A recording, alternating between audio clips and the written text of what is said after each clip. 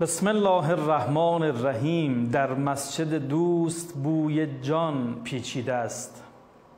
در مسجد دوست بوی جان پیچیده است. انفاس خوشش به جمکران پیچیده است. امروز در این محفل نورانی ما عطر خوش صاحب الزمان پیچیده است. اللهم انحال بینی و بینه الموت الذی جعلته علی عبادک حتما مقضیا فاخرجنی من قبری معتذرا کفنی شاهرا سیفی مجردا قناتی ملبیا دعوت الداعی فی الحاضر والبادی. اللهم ارنی طلعة الرشیده والقرة الحمیده واکحل ناظری بنظرة منی الی وعجل فرجه و سهل مخرجه. خالصانه ترین درود و سلام و ارادت و تحیات خودمون رو در طبقه‌های از نور تقدیم میکنیم به ساحت نورانی و ملکوتی مولامون، آقا جانمون، قطب دایره امکان، لنگر زمین و آسمان، آقا امام زمان، و عرض می‌داریم السلام علیک یا بقیت الله. محضر شما عزیزان دلم، بینندگان گرانقدر شبکه قرآن و معارف سیما، برنامه یاد خدا، عرض سلام و عرض ارادت دارم. خیلی خوش آمدید به برنامه خودتون. الهی شکر، الحمدلله رب العالمین. امروز هم توفیق داریم از مسجد مقدس جمکران، میادگاه عاشقان و منتظران امام زمان ارواحنا له الفدا، در این هفته ای که منتهی میشه به آغاز امامت و ولایت حضرت در خدمتتون باشیم و ان شاء الله از حضرت برای شما بگیم و از عشق و ارادت و محبت و یاری امام زمان ارواحنا له الفدا که شاید خیلی از ماها به دنبال این هستیم. حالا جمکران میایم، شبای جمعه، شبای چهارشنبه، روزای جمعه یاد امام زمان هستیم و به دنبال این و به این فکر میکنیم که چطور میتونیم یاریگر حضرت باشیم در عصر غیبت و ان شاء الله در عصر ظهور. ما رو همراهی بفرمایید. بیشتر در مورد موضوع با میهمان عزیزمون صحبت خواهیم کرد. خب الحمدلله رب العالمین. امروز هم توفیق داریم در خدمت سرور عزیز و گرانقدرمون جناب حجت الاسلام و المسلمین حاج آقای هدایت باشیم و ان شاء الله از بیان شیرین و شیوای ایشون در برنامه یاد خدا استفاده کنیم. حاج آقا خدمتتون سلام عرض میکنم، خیلی خوش آمدید. سلام خدمت شما همه بینندگان عزیز برنامه یاد خدا. توفیق دارم الحمدلله از مسجد مقدس جمکران محضر شما هستیم در این غروب خوب. انشاءالله همه با هم یاد امام زمان علیه السلام باشیم. به حق همین آقا ما جز یاران خودشون بپذیرن انشاءالله. در خدمتتون هستم. سلامت باشید. آقای هدایت، ما خب از روز گذشته بحثی رو آغاز کردیم، انشاءالله کمک بکنه تا پایان مدتی که انشاءالله خدمت حضرت عالی هستیم به نتیجه خوبی برسیم. قطعا اتفاق خواهد افتاد. اینی که شروع کردیم به اینجا که اگر میخوایم یاریگر حضرت باشیم، یار حضرت باشیم، یاور امام زمانمون باشیم، حالا چه در عصر غیبت که الان قاعدتاً مهمتر هست و باید بهش بپردازیم، یا انشاءالله زنده باشیم و در عصر ظهور، چه مؤلفه ها، چه ویژگی‌هایی رو باید، چیکار باید بکنیم و چه قدمی رو برداریم برای اینکه انشاءالله حضرت رو یاری بکنیم. بله، اولا باید بفهمیم که مقام یاری امام زمان چه مقامیه. کلن آدم اگر انگیزه به یک کاری پیدا بکنه قطعا بهش میرسه، اراده بکنه میرسه. وقتی ما بفهمیم که آرزوی تمام 124,000 پیغمبر اکرم عزیز خودمون که یادتون هست دیروز مفصل راجع به این موضوع صحبت کردیم، حضرت آهی کشیدن شوقا الی اخوانی. وقتی بدونیم امیرالمؤمنین علی علیه السلام فرمودن ها شوقا الی رؤیته، آرزوی دیدارش رو دارم، آرزوی دیدن یارانش رو دارم. وقتی بدونیم امام سجاد برای یاران امام زمان، برای منتظرین ظهور حضرت تو دعای 47 صحیفه سجادی دعا کردن. وقتی بدونیم امام باقر علیه السلام فرمودن لو ادرکت هذا الزمان هذا الامر، اگر من این امر رو درک بکنم، اگر من زمان ظهور رو درک بکنم، لاستبقت نفسی الی صاحب هذا الامر، خودم رو برای یاری این آقا نگه می‌دارم، مواظبت می‌کنم از دینم، از ایمانم، از اعتقاداتم تا بتونم به حضرت یاری بکنم. وقتی بدونیم امام صادق همین جملات زیبایی که شما ابتدای برنامه خوندین، اللهم ان حال بینی و بینه الموت الذی جعلته علی عبادک حتما مقضیا فاخرجنی من قبری معتذرا کفنی شاهرا سیفی مجردا قناتی ملبیا دعوت الداعی فی الحاضر و البادی. بعد میفرماد اللهم ارنی الطلعة الرشیده و القرة الحمیده.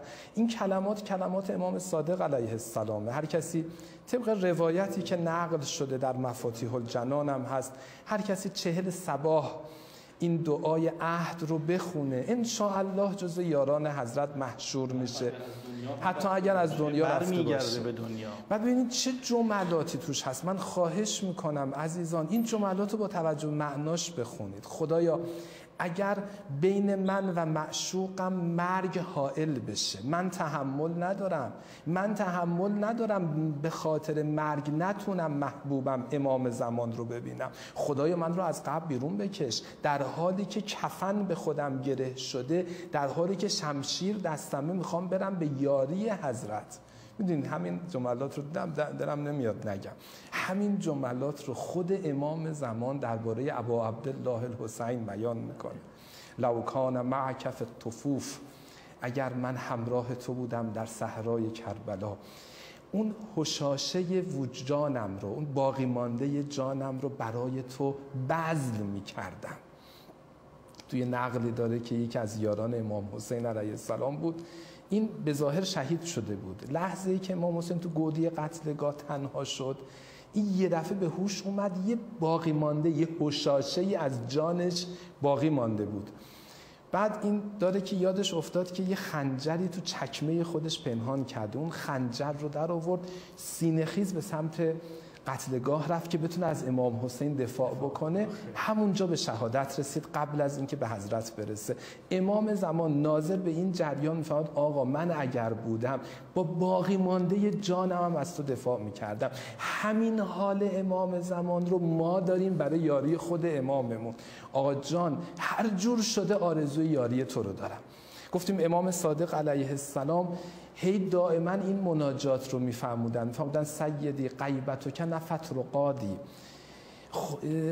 آقای من سینم تنگ شده، خواب به چشمم نمیاد، آرزو دارم تو رو یاری بکنم، تحمل ادامه غیبت تو رو ندارم. نکته اساسی اینجاست چگونه میتوانیم حضرت رو یاری بکنیم. اولا بدونیم 350 آیه قرآن درباره امام زمان علیه السلام داریم. یک آیهش رو بخونم. خداوند متعال در سوره بقره آیه 148 میفرماید ولکل وجهة هو مولیها فاستبقوا الخیرات اینما تکونوا یأت بکم الله جمیعا ان الله علی کل شیء قدیر. در تفسیر عیاشی امام کاظم علیه السلام میفرماید ذالک والله لو قد قام قائمنا یجمع الله الیه شیعتنا من جمیع البلدان. امام ما، آقای ما که قیام بکند، خدا یارانش رو از همه کشورها جمع خواهد کرد. دیروز از شیعیان کشورهای مختلفی که برای اربعین جمع شدن یادی کردیم. فدای همه شیعیان عاشق ابا عبدالله الحسین. همینا هستند که انشاءالله خداوند متعال هر جای عالم باشن. در شمال آفریقا، میدونید بعضی از مادران اهل بیت ما مال شمال آفریقا بودن.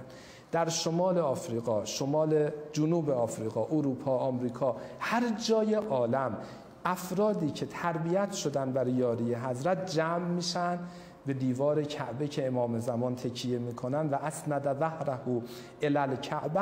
اینها هم به سمت حضرت حرکت میکنن انشاءالله. گروه و فوج بله به حضرت میپیوندن. اینکه شعار حضرت هم یا لسارات الحسینه. با این جمله حرکت خودشون رو آغاز میکنن. الا یا اهل العالم ان جدی الحسین قتلوه عطشانا. با یک مصیبت، با یک بیان روزه حضرت حرکت خودشون رو آغاز میکنن. امام کاظم علیه السلام فرمودن و هم اصحاب المهدی. اینها تعدادشون هم حضرت فرمودن المفقودون من فرشهم 300 و 13 رجلا عدت اهل البدر. 313 نفر دقیقاً به تعداد یاران حضرت پیامبر اکرم در جنگ بدر به حضرت ملحق میشن. مرا عهدی است با جانان که تا جان در بدن دارم، هواداران کویش را چو جان خیشتن دارم. هوای یاران امام زمان رو داشته باشیم. عزیزان من، شاید همین همسایتون، شاید همین همسری که الان تو خونت در کنار توی، فرزند تو، آی مادرایی که بچه هاتون رو مهدوی تربیت کردید، شاید فرزند تو یکی از یاران حضرت باشه. هوای هواداران کویش رو داشته باشیم. خب من دارم یک فضایی رو دارم ایجاد میکنم برای قدم اول یاری امام زمان و اونم معرفت نسبت به حضرت و معرفت نسبت به یاران حضرت. این اولین قدم یاری حضرت. ما یه بابی در روایاتمون داریم، در کتاب کافی شریف داریم، باب انه من عرف امامه، هر کسی امام خودش رو بشناسه، لا یضره تقدم هذا الامر او تأخر.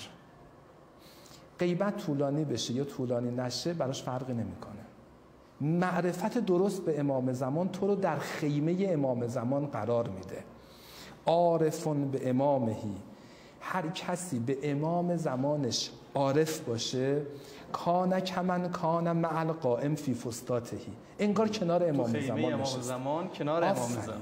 ما چقدر آرزو داریم کنار امیرالمؤمنین تو صفین و جمل بودیم. اگر ما بتونیم امام زمانون بشناسیم به همین مقام میرسیم. یعنی میشه بعضی هایی که دنبال اینن میگن میخوایم یار امام زمان باشیم، دلمون میخواد کربلا باشیم، دلمون میخواد کنار امیرالمؤمنین. این راهشه. قدم اول اینه که امام تو درست بشناس. ما تا یه شناخت شناسنامه‌ای داریم، اینکه مثلا اسم امام زمان چی بوده، لقبشون چی بوده، اسم پدرشون چی بوده، اسم مادر جان عزیزشون حضرت نرجس خاتون یا ملیکا خاتون که اسم اصلی ایشون هست، اسم لاتین ایشون به قول معروف هست، رومی ایشون هستش، اسمشون چیه دقیقاً، پدرشون کیه، پدر بزرگشون چیه. میدونین از نسل حواریین حضرت عیسی بودن این مادر بزرگوار و اینها یه نوع شناخت آره خیلی حد اقلیه. اما شناخت اصلی اینه که ما دقیقاً حضور حضرت رو درک بکنیم. آقای هدایت، من همیشه مثال میزنم، میگم مثل طلا، عیار معرفت. این عیار طلا هر چقدر بالاتر باشه ارزشش بیشتره، عیار معرفت هم هر چی بیشتر باشه به همین مقدار ارزشش. ببینید امام زمان علیه السلام حاضر غایب هستند. حاضر غایب یعنی کنار ماست. یمشی فی اسواقهم و یطع بسطهم و یجلس علی مائدتهم و یسلم علیهم فعرفهم و هم لا یعرفون. امام زمان تو بازارشون قدم میذاره، سر سفرهشون میشینه، بهشون سلام میکنه. امام زمان تک تک افراد رو میشناسه ولی ما حضرت رو نمیشناسیم. درست. باید بفهمیم. باید بفهمیم امام زمان کنار ماست. ما بعضی از عقاید غلط بعضی از فرق رو نداریم که امام زمان علیه السلام در عالم فلانجاست و نمیدونم فلانجا ساکنه و اینا نیست. ما معتقدیم ابرزوا امزیتوا، آقا جان در کوههای رزوا هستی، در مکه‌ای، در مدینه‌ای، در کربلایی، کنار ما هستی. یقینا حضرت سالیانه در موسم حج طبق روایت در صحرای عرفات کنار حاجی‌ها قرار میگیرن. این کتابی هست دلم میخواد معرفی بکنم، کتاب روزنه های به جهان غیب، نویسندش حضرت آیت الله سید محسن خرازیه. یکی از اساتید حوزه نقل میکردن، از یکی از مراجع تقلید پرسیدن، ایشون فهمیدن داستانها و حکایت های این کتاب 100% درسته. خود آیت الله محسن خرازی از اساتید بزرگ حوزه علمی قم هستن. یه بار دیگه اسمشو بفرمایید. روزنه های به جهان غیب. یک مجتهد این کتاب رو نوشته، یک عالم حوزوی. توی بخشی از این کتاب حکایات واقعی درباره امام زمانه که از یکی از اولیاء الهی نقل شده که امام زمان در عرفات حاضر میشن و حضرت با همه حاجی های ارتباط میگیرن، صحبت میکنن، تبلیغ دین رو میکنن. ولی خب چه کنیم که دوران غیبت و به ما اجازه ندادن که حضرت رو بشناسیم. یه عبارتی هست در زیارت آقا جانمون امام حسن عسکری علیه السلام که این ایام چند روز آینده روز شهادتشون هست. فاذا اردت زیارت ابی محمد الحسن العسکری، یعنی آقا پدر امام زمان امام حسن عسکری علیه السلام، که بعد از این زیارت بعد اینو بگی: السلام علیک یا ابا الامام المنتظر، سلام بر پدر این امام، این امامی که خودش منتظره. الظاهره للعاقل. بعد حضرت فرمودن که المحتجب عن اعین الظالمین، کسی که از چشم ظالمین محجوبه. یعنی بالاخره ما یه ظلمی تو زندگیمون داریم. پس میشه یکی از علل غیبت حضرت اینه که ما بالاخره ظلم‌هایی کردیم و اگر ما یه جوری زندگی بکنیم که دست از ظلم بکشیم، هیچ ظلمی تو زندگی ما نباشه، هیچ کوچکترین ظلمی نباشه، همین یکی از زمینه‌های ظهور حضرت. المحتجب عن اعین الظالمین. از ما اینو خواستن. تو یه جمله بخوام عرض بکنم، گفتم معرفت حضرت اینه که تلاش بکنیم صارت الغیبة عندهم به منزلت المشاهده. معرفت حضرت رو دارم میگم. یه جوری زندگی بکنیم که انگار امام زمان کنار ماست. چطور آقای برادر؟ من کنار شما دارم صحبت میکنم، خدمت این همه بیننده عزیز دارم صحبت میکنم، مواظبم هر کاری از دستم در نره. جلوی حضرت هم که هستیم هر کاری رو انجام نمیدیم. خیلی خوب، خیلی ممنونم، متشکرم. بعضی وقتا ما فکر میکنیم مثلا امام زمان فقط در این فضاهای نورانی، مثلا در جمکران، در حرم قم، حرم مشهد، کربلا. نه، بعضی وقتا توی فضاهای، جاهایی که شاید خودمون هم تصور نکنیم، خدایی نکرده بوی گناه از اونجا به مشام میرسه، اونجا هم ممکن هست امام زمان من و شما رو داره نگاه میکنه. اتفاقا اونجا باید بیشتر حواسمون رو جمع بکنیم و دقت بکنیم که دو چشم مهربان، یک قلب پر از مهر و محبت به ما عنایت داره و به ما توجه داره. اونجاست که باید خیلی حواسمون رو جمع بکنیم که نکنه ما جزء کسایی باشیم که قلب مقدس امام زمانمون رو بشکنیم. قطعا اتفاق برای شما عزیزان دلم نمیفته و حواستون هست که همیشه اعمالتون، رفتارتون، کردارتون هممون مورد رضایت امام زمان ان شاء الله باشه.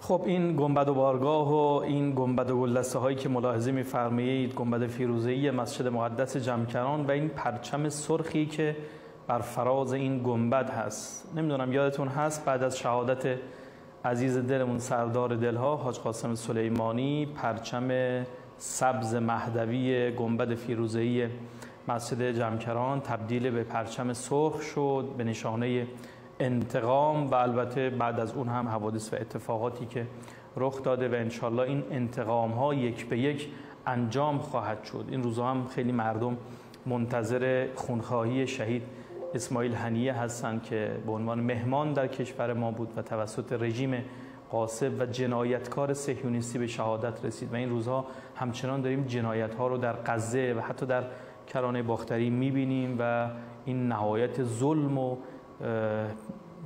در واقع ستمی است که توسط رژیم اسرائیل داره اتفاق میفته و ما ان شاء الله به زودی شاهد نابودی این رژیم و این باند جنایتکار خواهیم بود. جمکران مقدس، برنامه یاد خدا، جاتون خیلی خیلی خالیه. ما به یاد شما هستیم و همونطور که شما به یاد خدا هستید ما هم به یاد شما بنده های خدا در یک مکانی که اتروبوی خدا به مشام میرسه خواهیم بود و هستیم و انشاءالله که خدا بهتون توفیق بده حضور پیدا کنید. جای هدایت مهمان عزیز ما هستن، داریم با هم گفتگو میکنیم. این هم درب ورودی مسجد مقدس جمکران که میدونید دیگه اینجا نماز خوندن ثوابش کمن صلی فی بیت العتیق هست، مانند کسی که تو خونه خدا، تو خونه کعبه، همون جایی که شاید خیلی از ماها رو راه ندن، اونجا به همون مقدار ثواب داره. خب جای هدایت از ویژگی‌های یاری کردن امام زمان علیه السلام مؤلفه‌ها فرمودید که قدم اول معرفت و شناخته. اگر این قدم خوب برداشته بشه، محکم برداشته بشه و درست برداشته بشه، به نظرم کلی راه رو ما رفتیم. واقعا همینجور. واقعیتش اینه که این شناخت هم گفتیم شناخت شناسنامه‌ای نیست. نباشه.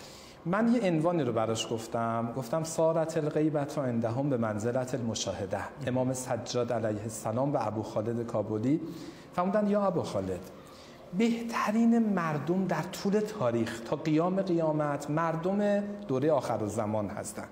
ان افضل اهل کل زمانه. به خاطر اینکه خداوند متعال عقل‌های بزرگی بهشون داده، فهم زیادی بهشون داده. نشانه عقل و فهمشون چیه؟ صارت الغیبة عندهم به منزلت المشاهده. درسته با چشم سر امام رو نمیبینند، اما دائما هوای امام رو دارن. یعنی دائما یه جور دارن زندگی میکنن که میگن امام کنار ماست. ببین امام زمان یه نامه نوشتن به شیخ مفید برادرشون که الان قبرشون در کاظمین هستش. السلام علیک ایها الاخ الرشید والولی السدید، الاخ السدید والولی الرشید الشیخ المفید. چقدر زیبا. بعد حضرت فرمودند که انا غیر مهملین لمرآتکم ولن ناسین لذکرکم. ما همیشه هوای شما رو داریم، ما هیچ وقت یاد شما رو فراموش نمی کنیم. بعد حضرت فرمودند که ولولا ذالک لنزل بکم الاعوا و استلمکم الاعدا. اگر این نبود شدت، تنگ دستی، فشار دشمنا شما رو له میکرد. این که شما وضعتون الحمدلله نفسی میاد و میره و ما از شر ظالمین نجات پیدا کردیم، این به برکت توجه وجود مقدس امام زمان علیه السلام، به یمنهی رزق الورا، به واسطه ی حضرت که عالم رزق می نوشند و رزق می خورند. حالا آقای هدایت ممکنه باز برای مخاطبین ما سوال بشه که خب الان این همه سختی ها، گرفتاری ها ما داریم میبینیم، جنایت هایی که در گوشه و کنار عالم در حق مؤمنین، مسلمین، شیعیان به ویژه داره اتفاق میفته. خب پس امام زمان چجوریه که هوای ما رو داره؟ بله این در حد رشده، دقیقاً مثل معلمی که اون دانش آموز خودش رو به یه امتحانی میندازه در حد ظرفیت دانش آموز. من فدای مظلومین فلسطین، فدای کودکان غزه، فدای همه عزیزانی که تو جبهه مقاومت واقعاً دچار سختی ها و گرفتاری هایی شدن، ولی عزیزان من اینا همه امتحانه و در حد ظرفیت ماست. قطعاً یقین بدونیم ما اگر از این امتحان بیرون بیاییم، استقامت بکنیم، این سوره عصر رو زیاد بخونیم. بله. خداوند متعال می‌فرماید که تو سوره عصر همدیگر رو به حق و صبر دعوت میکنن. تواصوا بالحق تواصوا بالصبر. صبر بکنیم، پای امام زمانمون باقی بمونیم، قطعاً یقین بدونید که ما به اون فرج نهایی میرسیم. و اینجور نیستش که این که توی نامه حضرت هست له شدنه، از بین رفتنه. ببینید شما یقین بدونید جبهه حق هیچ وقت از بین نمیره. الا ان حزب الله هم الغالبون والعاقبة للمتقین. متقین حزب الله قطعاً باقی میمونن به خاطر وجود امام زمانشون. من اینو عرض بکنم، امام زمان علیه السلام به احمد ابن اسحاق اشعری فرمودن، در وقتی سنشون 3 سال بود. احمد رفت و دیدن امام حسن عسکری، امام زمان به زبان آمدن و فرمودن و بی یدفع الله عز وجل البلاء عن اهلی و شیعتی. به واسطه من خدا بلا رو از شیعیان برمی‌داره. امتحانات الهی هست ولی ما له نمیشیم. به قول بعضی از علما دیده بودن که حضرت فرمودن که دیوار ایران کج میشه اما فرو نمیریزه. دیوار جبهه مقاومت کج میشه اما به برکت امام زمان باقی میمونه. دل نگه دارید ای صاحب دلان در حضور حضرت، ای بی حاصلان در حضور حضرت صاحب دلان. حالا که یه صاحب دلی، یه آقایی مواظب ما هست، بلا رو از ما دور میکنه، هوای ما رو داره، همه اعمال ما رو نگاه میکنه. السلام علیک یا عین الله ناظره در زیارت روز جمعه امام زمان هست. سلام بر چشم خدا که دائما همه رو داره نگاه میکنه. ما هم باید یه مدار هوای دلمون رو داشته باشیم. معرفت امام زمان یعنی همین، یعنی اون چشم رو ببینیم. امام حسین جانمون وقتی حضرت علی اصغر رو دستشون به شهادت رسید، امام حسین علیه السلام فرمودن هون علی ما نزل بی فانه بعین الله. خون پاره تنم رو دستم ریخ، رو صورتم پاشید، برای من ساده است. چرا؟ چون چشم خدا رو دارم میبینم، چون میدونم در حضور چشم خدا هستم. آی عزیزان، اگر ما چشم امام زمان رو تو زندگی ببینیم، بفهمیم در حضور حضرت هستیم، بلاها برامون ساده میشه، مشکلات برامون ساده میشه، استقامت میتونیم برزیم و بچه هامون رو تربیت بکنیم برای خیمه یاری حضرت. انشاءالله. خیلی ممنون از شما آقای استفاده کردیم. ان شاءالله فردا هم خدمتتون باشیم، زنده باشیم. دوستان عزیز از شما هم ممنون، سپاسگزارم. اهالی یاد خدا که این روزها توفیق داریم از جمکران مقدس خدمت شما باشیم. دیروز گفتم امروزم باز بهش اشاره میکنم، چون ما از وارد مسجد جمکران میشیم یه خیلی جمعیتی رو میبینیم که غالبا عزیزان هندی و عزیزان افغانستانی و عزیزان پاکستانی ما هستن، هم شیعیانی هستن که در مسیر کربلا و طریق الحسین بودن، حالا برگشتن دارن میرن به سمت کشور خودشون، این مسیر رو طی میکنن. قاعدتا قم یکی از مراکزی است که میان چند روزی شاید اقامت دارن و ما همچنان تو حال هوای روزهای اربعین و کربلا و اینها هستیم. انشالله که هممون جزء منتظران حقیقی و واقعی امام زمان عجل الله تعالی فرجه الشریف. امروز هم که روز یک شنبه مخصوص و منسوب به حضرت صدیقه طاهره فاطمه زهرا سلام الله علیها هست و حضرت مادر که به شدت بین این مادر و فرزند علاقه شدیدی است که انشالله به دعای مادر ظهور امام زمان رو شاهد باشیم. اللهم عجل ولیک الفرج. سایتون کم نشه. خدا نگهدارتون.